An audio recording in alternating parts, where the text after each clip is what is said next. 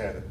And I'm going to tell you something. This brings me to my third leg here. If we kind of get closing the tripod.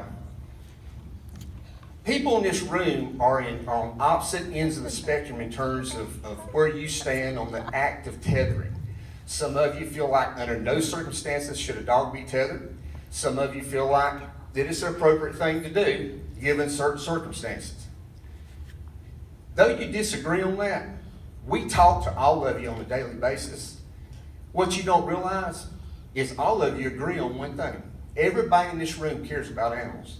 Amen. And because you care about animals, the laws and the statutes aren't for the people in this room. I was talking to a good friend of mine today, and we were talking about this. These laws and statutes aren't written for you. You're not the people we deal with.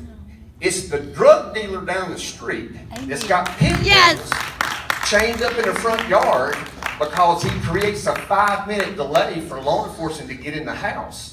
Or he keeps the other drug dealer from coming over and breaking in his house. He uses the dog as a tool, as a deterrent for people interrupting his trade. He doesn't care about that dog. Those are the people we need the laws for. It's like gun control. Yes. Gun control isn't for the legal concealed weapons permit person. It's for the people that are already violating the laws. We can pass every tethering ordinance we want to pass.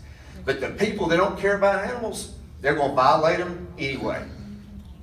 Whatever's passed, ordinance, statute, the only thing that law enforcement begs for is that it's crafted in a way to where it's not so subjective that you can't enforce it.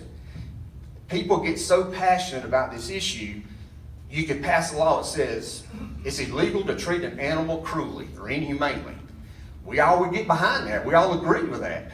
But how do you enforce that? Because my definition of treating an animal cruelly or inhumanely is probably different from some of you out here.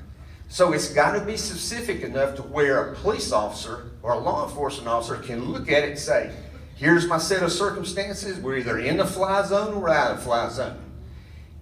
But if you get too detailed where you start requiring deputies to be mathematicians, well, let me use this formula and figure out the weight of this chain. I got a 10-mile-an-hour wind. The wind's blowing from over here, and this dog's, If we do all that, here's what you're going to create. Law enforcement across the state, they won't enforce it because it's too difficult.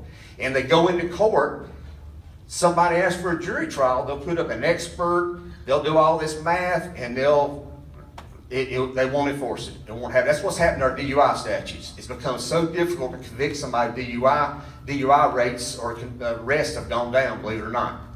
I'm going to wrap up by simply saying, whatever tool that you give us a tool that we can enforce and that the community can understand so you can comply with it.